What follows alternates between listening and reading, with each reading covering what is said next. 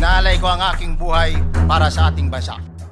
Why is the Philippines always ranked as one of the most corrupt countries in the whole world? Nagpapakalinis kayo? Na hindi magnanakaw. Yan pong pagkakilala sa atin.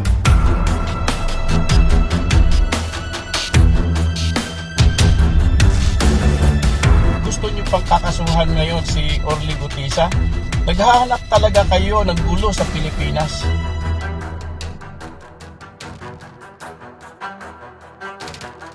Senator Lacson, how can you explain this?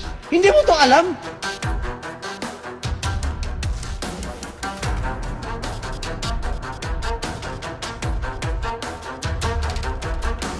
May drug addict tayo na presidente, putang ina yan.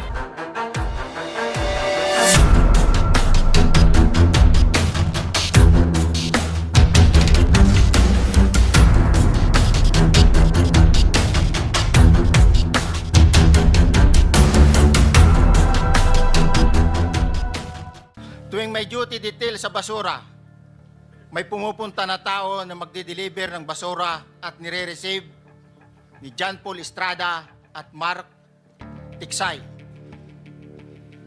Ang mga executive assistant ni Congressman Saldico at sila ang mga detailed sa mga ganyang activities. Titingnan natin kung sino yung bagong papalit at kung ipapatuloy niya, well and good. So, ganda sana kung ipapatuloy. Dahil marami na tayong fans, marami na tayong dapat ipresenta. Ako mismo, I got feelers coming from doon sa mga bagman ni Saldico na gusto na magsalita at itong kumarap yan sa buong committee. Sana may presenta natin yon kapag ipagpatuloy ang investigasyon. Senator, kasi nga po, marami ang nabitin, no? Noong pong humarap itong si Orly Regala Gutesa, opo, at itong sila Ginoong Bernardo, nabitin nga at kami po, no, sa mga gusto malaman po itong mga ilang pong mga detalye po sa kanilang mga salaysay na ito. So kapag po pag sinasabi nyo after the undas pa, matagal yon. Ang ICI po ngayon, secret ang kanilang mga hearing.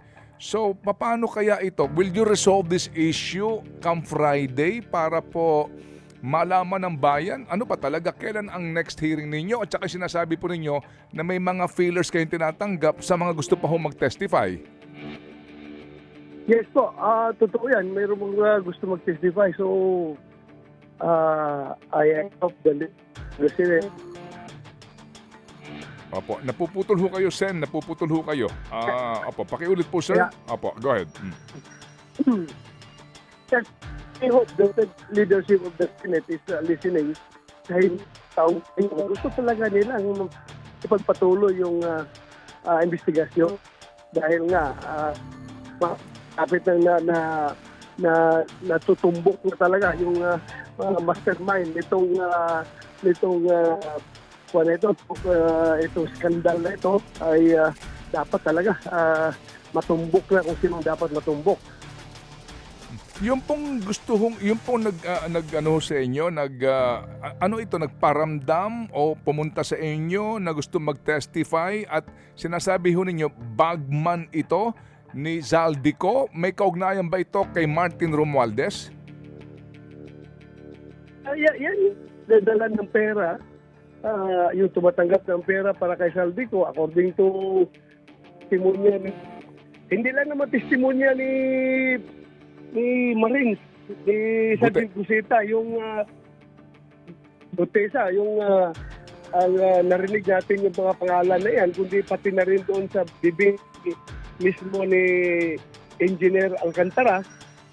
Sabi niya kung sino yung mga tao ni Saldico na tumatanggap ng pera at nag-facilitate ng yung delivery ng pera. Mm-hmm. Nabanggit naman, dalawang source na nagbanggit dito, kaya siguro na-pressure na itong tao na ito at nagparamdam sa akin, may tumawag sa akin na kung ma-assure ba daw namin sa Senado yung kanyang security, yung kanyang safety at security kung siya ay uuwi dito sa ating bansa. So apparently, nasa tabas ng bansa ito. Gustong umuwi at mag-testify. sa Blue Ribbon Committee. So sabi ko, I will arrange with the leadership of the Senate at pag-usapan namin yan para ma-provide ng OSAA, Office of the Sergeant at Arms, yung safety pagbalik mo dito, balik mo dito sa Pilipinas. Opo. Ano ho ito? Isa lang po siya? Ilan po sila? At ano ho ang kanyang posisyon sa gobyerno kung meron man? Lang ito siya, Ted, no? Ito yung pinangalanan di ba may dalawang pinangalanan si Gusinta, tauhan ni Saldico na nag-deliver ng pera from Saldico to Martin Romualdez, doon sa bahay ni Martin Romualdez. Sa may, yung mga bahay na pinagdidalahan na ng pera. Ito yung mga tao na in charge, sabi ni Gusinta. At itong tao na ito, yung nagparamdam sa atin na gustong umuwi dito at mag-testify. Okay. Dalawa po sila? Dalawa ang nabanggit, pero yung isa lang ang nagparamdam sa akin.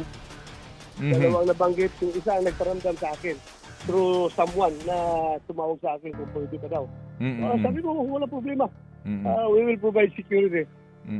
Meron ho ba silang yung nagparamdam sa iyo, meron na bang sinabi na mga kahit papaano'y hawak nilang ebidensya kung sakasakali man pong haharap sa inyo? Hindi pa kasi kami nakapag-usap noon, Ted, no? Yung tao mismo, kundi yung middleman lang na nag-arrange. Nag-arrange ng connection sa akin, yun lang nagsabi sa akin. At ang sabi lang, ang pinarating sa akin is willing siya mag-testify. Kaya kung ma-assure namin sa Senado, yung kanyang safety pag siya umuwi dito sa Pilipinas. So yun lang ang pinarating sa akin. So I am working on that premise. Kaya nga kausapin ko yung liderato ng Senado kung meron ng bagong Blue Ribbon Committee Chairman, sana magpatuloy natin para we will get to the bottom of it. Opo, yun ho sinasabi niyong binanggit na dalawang pangalan. Sino nagbanggit no? Si Gutesa o si Alcantara? Sino po? Si Gutesa at si Alcantara. Okay, ito ba Very common yung names na yun. Yung mga tao ni Saldico. Yung mga man ni Saldico.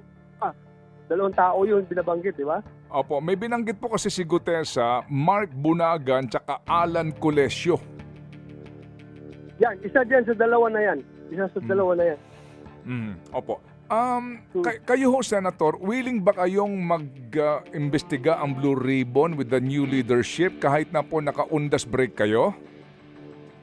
Willing ako, Ted. Willing ako. That's our duty. Duty natin yan. At lalong-lalo na napakabigat na issue na yan. Kahit na walang break, I'm going to sacrifice my break. Walang break. Sanay naman tayo. Police tayo. Wala. 24/7 naman yung trabaho natin.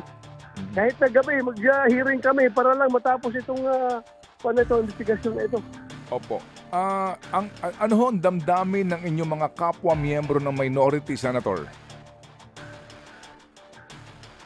Most of us ay kagaya ng sinabi mo na bitin kayo. Kami rin ay bitin. Kahit na yung mga kasamahan namin na binanggit ng pangalan, ay bitin pa rin sila. Because they want to get to the bottom of it. Yung mga kasama namin sa minority na nabanggit ang pangalan na kisyo ganito, tumanggap, ganito, ganon, ay bitin pa rin sila. Gusto nilang talagang matapos ito at lumabas ang katotohanan. So lahat kami ay bitin pa rin. Ito lang po, Senator, yung pong binanggit kong pangalan kanina, yung Alan Colesio at saka yung Mark Bunagan, naglabas ito ng statement naman denying their participation in the alleged cash deliveries. Kasi ito yung binanggit ni Gutesa nung tinanong siya, sino bang mga kasama mo dyan? Ito yung kanyang binanggit na pangalan. Ito ho ba yung dalawa o iba pa kaya yung sinasabi nyo na gusto ho mag-testify? Isa dyan, sabi ko din, isa dyan. Kaya binanggit mo pangalan. At mas recent itong akin dahil ang contact sa akin was just days ago. Mga 2 days ago, kinontak ako. At yun na bang denial nila right after the statement of Gutesa, di ba?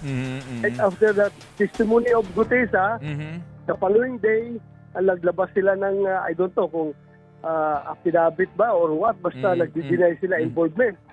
Pero siguro, na-pressure na sila. After that, na-pressure na sila. Yun, gusto na magsalita. Kaya nagpadala ng team sa akin.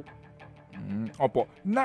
Nasaan kaya ngayon si Orly Gutesa, Senator? Kasi hindi naman siya under the custody or the security of the Senate. Hindi ko alam, Ted, talaga. Hindi ko alam. In fact, hindi ko pa natanong rin si Senator Marcolita, no? Dahil siya man ang nilapitan para magsalita yun. Hindi ko pa siya natanong kung nasaan. Pero sana, kung nasaan mo siya, safe siya ngayon. Sigurado akong sinisityo na sa sarili niya.